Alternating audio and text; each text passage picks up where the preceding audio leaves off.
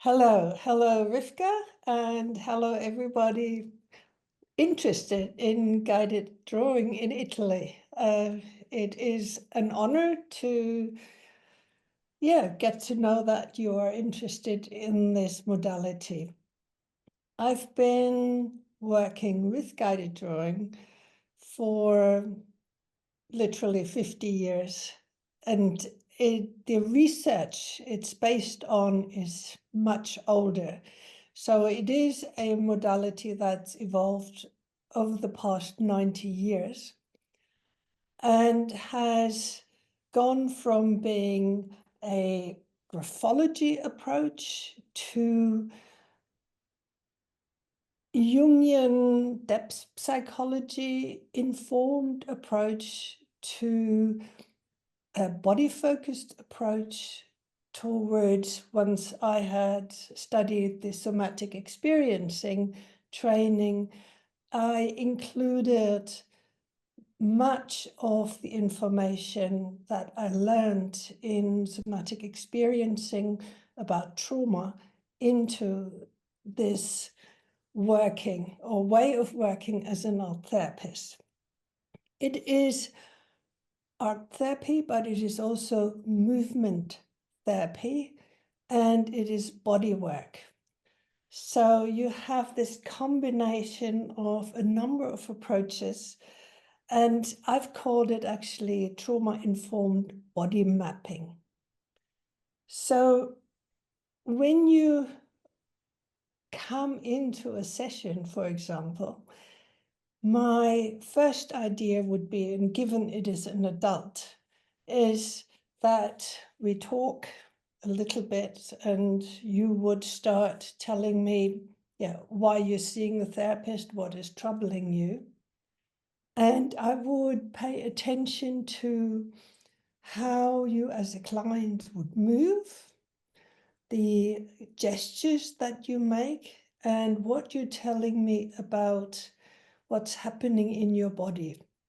And that could simply be that you say, my heart was really hurting when this happened, or this has weighed me down, or this was really upsetting and gut-wrenching. And the next step would be to ask this client if it was possible to take 2 crayons, one in each hand, to close your eyes and to simply draw in rhythmic repetition what is happening in your body. And for example, I often use this as an example, that a lump in the stomach. I feel sick in my stomach. Rather than drawing this as an image or focusing on the story, to simply draw this lumping in the stomach. And that could be a movement that goes like this, or it could be one like this, or it could be one like this. That is, your experience. And it is quite curious when you actually find the right movement on the paper in rhythmic repetition, that it begins to resonate with your felt sense. And then you can continue in asking, what do I need here? So it hurts less. And again, not focusing on the story, not on what happened, but simply, what does my body want? What does my body need? And based on that, sometimes it helps, for example, to think, if I had a massage now, what kind of movement would I want my massage therapist to do? And that could be, I need really soft, round movements. I might need containing movements because I feel, I have no boundary. Or I might need to, just really get all this tension out of my system. And it can change. You can start with, soft movement, and then like, oh no, this doesn't feel right, and you get like, yeah, and then you do soft again. So it's very self-directed. And preferably you draw with your eyes closed and with both hands, and that's not for acrobatic reasons, but simply it's easier for adults to stay connected to their body and to focus on the felt sense rather than what's happening on the paper. The other way of approaching this would be in a more directive way. For example, when you're working with children who don't have a felt sense as such, because that develops earliest in puberty, and then most teenagers are actually very embarrassed about what's happening in their body, and they're certainly not comfortable in closing their eyes and showing this to a therapist. Yes, so and you have client groups where the felt sense is something they're afraid of. Because it instantly taps into their dysregulation and they're upset. So for all these clients, as a therapist, you have the option to work with particular shapes. And these shapes have an archetypical resonance in the body when they're drawn on large sheets of paper in rhythmic repetition. And during the course, when I come next August to see you, we will certainly practice these shapes, and you'll have your own experiences what these can trigger in you or effect as felt sense experiences. For example, it would be this movement, and I'm drawing it too high now, so it would be actually at the height of your pelvis, and could simulate a rocking movement, like rocking a baby, which for some clients could be soothing when they are really upset. So we can use this as an, actually exhale. And there is no focus on the story. It's simply, I see Rivkah actually rocking like this. This is exactly what happens. And that there is an attunement in the movement that helps to downregulate the nervous system.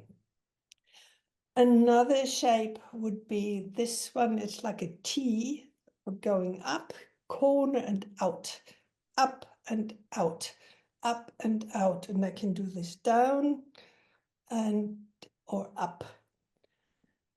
The beauty about this shape is that drawing the corner, because we have these round shapes that have a yin connotation. And then we have the yang shapes that have a male connotation. So male in the archetypal context, how Carl Jung defined it, or female round, also in the archetypal context. And we all have both these experiences in our body. So the round shapes connect, they create flow. If I do this, I don't have to think much. And especially if I'm been stuck and frozen out of my body and very dysregulated, to do one of these round shapes, it helps to experience safe flow. It's quite interesting that, for example, children love this shape, and many, when they know it, insist on doing it for 10 minutes at the beginning of every session, because they feel afterwards more regulated, because they know a lot of energy, but it is dysregulated, so it goes all over the place, and then they shut it down. So to have a shape that allows them to flow in a safe way can just bring in this exhaling and settling.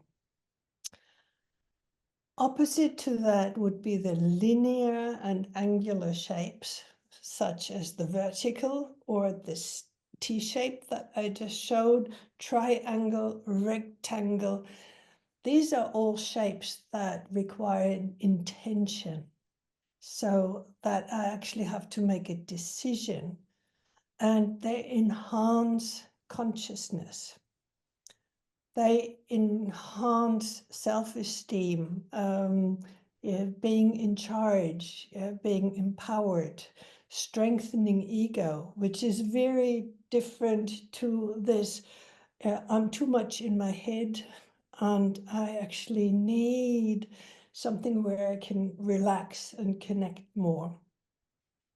So as a therapist, you have tools in this modality where you can intervene in a non-verbal way. You don't need to go into the story, but you can, for example, suggest, how about drawing this shape?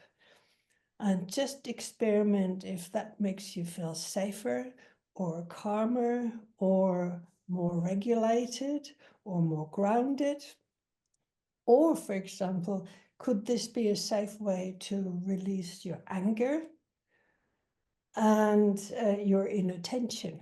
Yeah, without getting hurt by it or hurting others.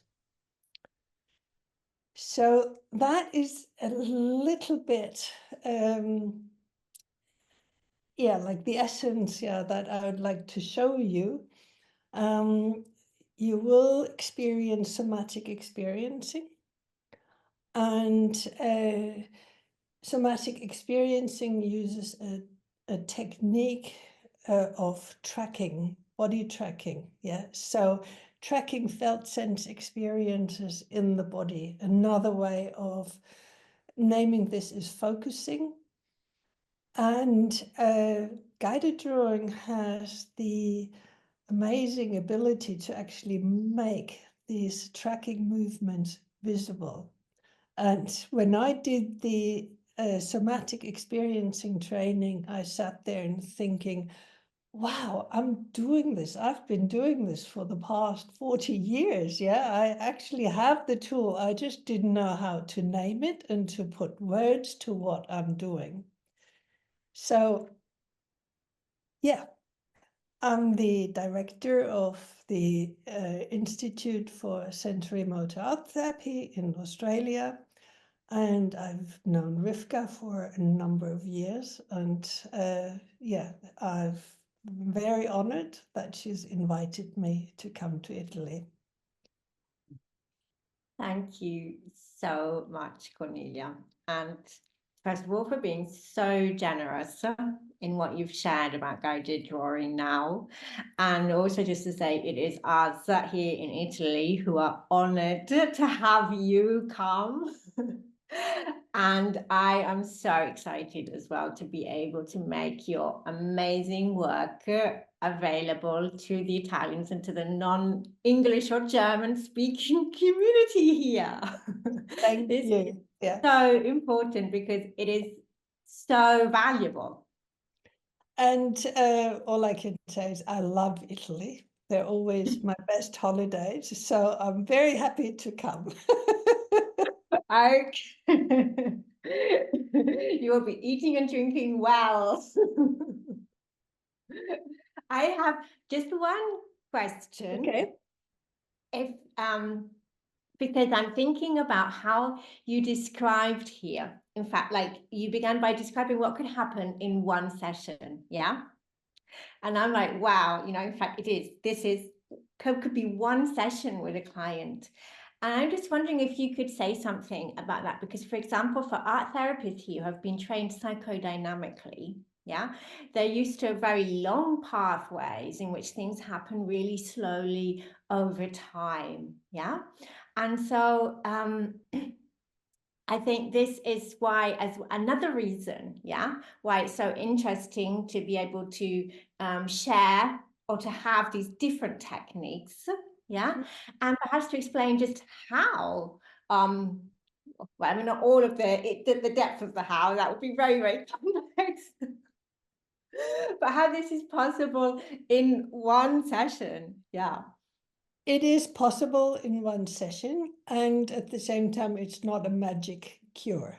No, Yeah, so no. it very much depends on what is going on in the client's life. I like Bessel van der Kolk's quote that he said, "A single event trauma, yeah, you can resolve in at the most 8 therapy sessions. But that means before something happened, the client was regulated. When you're dealing with complex trauma from early childhood onwards, you have to rebuild almost the entire implicit memory system in the client. And that will take many sessions and sometimes years. Yeah. Yeah.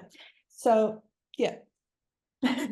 Thank you. Thank you for that. Thank you so much. And we so much look forward to having you here with us in person. Great.